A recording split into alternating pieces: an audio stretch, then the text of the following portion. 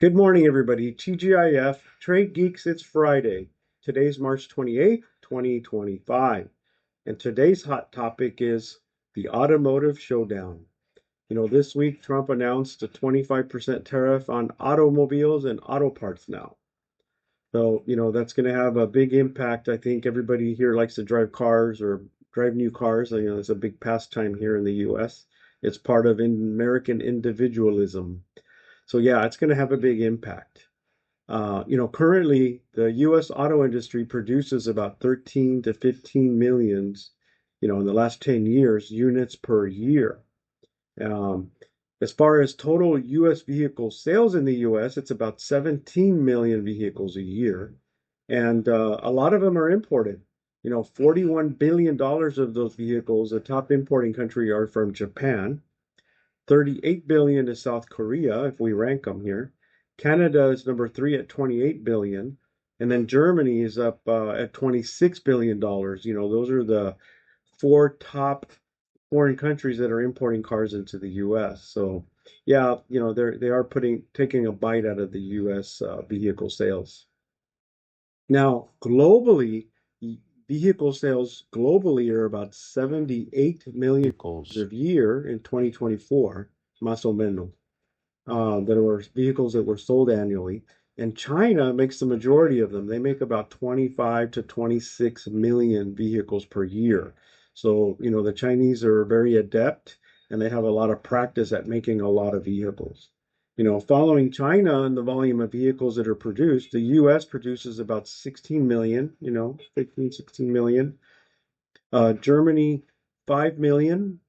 Japan, 4.5 million. India, 4.5. Mexico, 4. And South Korea, about 1.7 million. So that kind of shows you who the big players are here in vehicle production globally. Now, when we talk about EV sales, while they are growing, they only account to about 17 million vehicles produced annually. So over 10 years, they've only produced 6.5 million electric vehicles. And out of that, in 2024, only 1.3 millions were sold in the US of electric vehicles.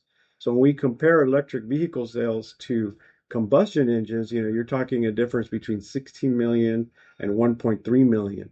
So the EV vehicles, while they do have an impact, they're not significant yet. And while EV sales are growing, I don't think they've made a really big impact. Now, the big threat, as I've mentioned in our previous videos, is China coming in through Mexico through the back door to import their EV vehicles. So the Biden administration implemented a 100% tariff on EV vehicles and then a 25% tariff on batteries and battery parts.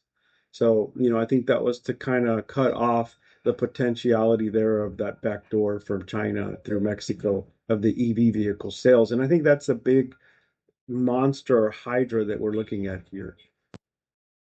So now where we're sitting here is now we're faced, as of a couple of days ago here, with the 25% automotive tariffs.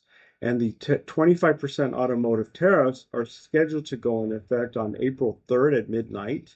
And there will be an immediate 25% tariff on the automobiles themselves. Um, Parts aren't going to be affected, they're saying now, until May 3rd with a 25% tariff. What's come out of that executive order that we saw here a couple of days ago was that they're going to let you deduct only U.S. content from that 25% tariff that's going to be charged. So, companies are going to have to collect this data. This is it's not a new requirement, it's an old requirement, but it was forgotten with the NAFTA and the USMCA. The agreements kind of changed some of these requirements. Now these old requirements are coming back. So, now customers are going to have to look at their supply chain downstream to collect US content value in everything that they buy or make. So, we'll see how that plays out. So, also on April 2nd, we've got tariffs flying left, tariffs flying right. We're supposed to have the reciprocal tariffs resolved here in April 2nd of 2025. I think from what we've heard is I think they're trying to say they're going to soften the tariffs a little bit. The tariffs we have on Mexico and Canada are 25% are already significant. And then now we add the additional 25% auto tariffs and auto parts tariff. You're going to kill some companies here. I think, my concern is just how it's going to affect the economy and if it's going to throw us into a recession. So, I think that's everybody's concern. Hopefully, I'm hoping that, the administration will see some light here and kind of lessen the impact from the IEEPA, the Mexican Canadian tariffs a little bit, lighten those up. From what they've told us, I think the automotive tariffs are going to be staying here more on a permanent basis. So while the automotive industry is a big, highlighted this week, the automotive industry makes about 20% of the total U.S. employment and about 3% of the GDP. This is all jobs related to industry or automotive industry. So, also we have other tariffs. I think Austin Powers published a good article this week on copper tariffs. That's another disruption that we're seeing out here on the horizon that's coming on us pretty quick. Also our clients are still reeling from the aluminum and steel tariffs and the reporting, especially for the derivatives, where some of our customers have really no control of how they're produced or where they're produced. So right now the systems are still catching up to the requirements. So, there's a lot of turmoil here in front of us, with all these tariffs that are going on.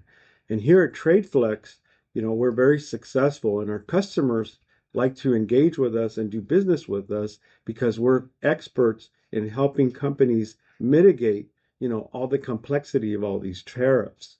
So, we have proven experience, 30 years. We have the experience and the intelligence to read through the regulatory requirements to help our customers reduce the impact from these tariffs. And I think that's kind of like our major core competency here at TradeFlex is that we're able to analyze the customer's business model and give them, some good sound advice for them. So, don't forget to follow us. Here we continue to bring these weekly videos. Ernesto has created a button on our website on the very top right-hand corner that says YouTube. So, we've posted all our videos in order by date on the YouTube now, so you guys can go back and check them out. So we appreciate your time. We wish everybody a great weekend. And don't forget to check us out at www.trade-flex.com. Thank you. Have a great weekend.